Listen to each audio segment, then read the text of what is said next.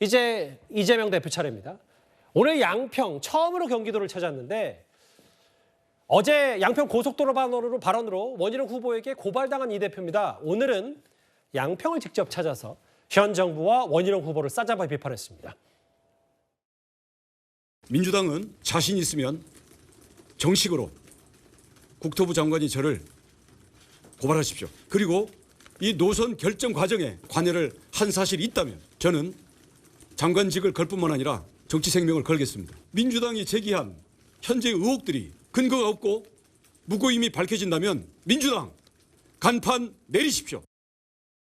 오늘 우리가 이제 양평에 왔는데 실제로 저는 국정농단이라고 하는 대표적 사례가 바로 이 양평 고속도로 종점 변경 사건이라고 생각합니다. 양평 고속도로의 종점이 어느 날 갑자기 대안이라는 이름으로 바뀌었습니다. 원안이 원래 검토한 대로 예비 타당성까지 다 통과됐고 모두가 공감하는 십수년 문제없이 진행되어 온 안인데 왜 갑자기 바뀌었습니까? 다른 이유가 있습니까? 그런데도 지금 문제가 되니까 백지화하겠다고 합니다. 양평 고속도로 종점 변경이 국정농단의 대표적인 사례다라고 하면서 대통령 처가 땅 인근 근처로 바꿨다. 오늘 현 정부와 지금 개항을 해서 맞붙고 있는 원희룡 후보를 싸잡아서 비판했습니다. 이 메시지와 함께 좀 더 힘을 실어주고 싶었던 모양이에요. 이 대표가.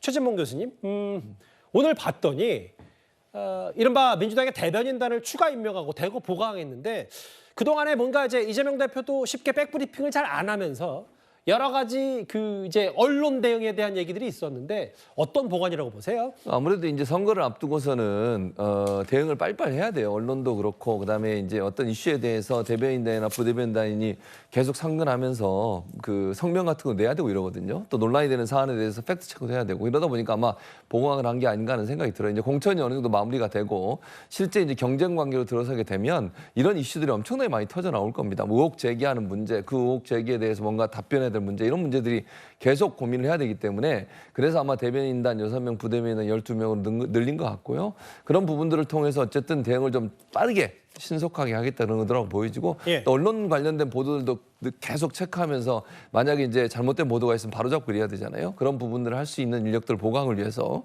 대변인단을 좀 늘린 게 아닌가 이렇게 생각합니다. 그때 이제 최 교수께 하나 더 질문드리고 최근 들어 이 대표도 직접 한 30-40분 백브리핑 직접 하고 뭐 법적 조치도 하고 이런 것들이 결국은 공천 이후 혹은 최근의 여론 지지율 이런 거에 이제 이 대표도 위기감을 느꼈다. 대변인단 구성도 이렇게 받아들일 수 있는 거예요? 그 부분도 일정 부분 반영될 수 있죠. 왜냐하면 사실은 이제 뭐 지지율이나 이런 부분도 물론 들쑥날쑥하고 약간의 차이가 있을 수는 있지만 그럼에도 불구하고 그 부분도 본인이 직접 챙기고 이러잖아요. 그러니까 결국은 현재 본인이 직접 나서서 여러 가지 얘기를 하는 것도 물론 본인도 필요할 때 얘기하겠죠. 그러나 본인보다는 일정 부분 대변인단에서 정제된 언어로 이용된 부분들을 쓰는 게 제일 좋아요. 왜냐하면 발언하다 보면 또 뭐 현장 가서 발언하는 것과 불가피한 면이 없지 않지만 그럼에도 불구하고 발언은 되게 신중하게 해야 되는 부분이 있거든요. 총선 앞두고는 더더욱 그런데 그런 부분들을 좀 대변인단을 보강을 해서 정제되고 절제된 범위 내에서 할 말을 하겠다 이런 의도로 보여집니다. 현장에서 후보로 뛰고 있는 인물들까지 추가 대변인단에 포함을 시켰어요. 이 얘기도 좀 핵심 내용 짚어봐야 될 것 같은데 김영주 의원님. 네. 이재명 대표가 하루에 2차례 사과한 것도 상당히 이례적인데 정우택 후보, 정우택 의원 관련이었습니다. 이게 이 대표 스스로 다 사과한 이유도 분명히 있을 텐데요. 네. 이것은 뭐 허위사실 공표에 대해서 상당히 선거법과 관련돼서 매우 위중한 범죄 행위로 인식될 수 있습니다. 그래서 기본적으로 또 하나의 문제는 예. 이재명 대표의 당대표실이 팩트체크에 좀 약하다.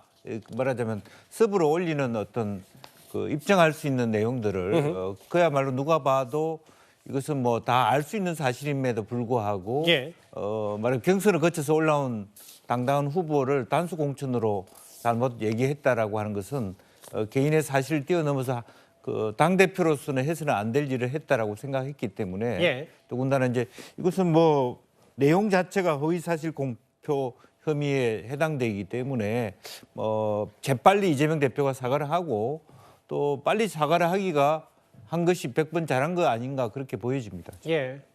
근데 뭐 정우택 의원은 그럼에도 불구하고 경찰에 고발 조치한 모양인데 알겠습니다. 하루 2차례 사과문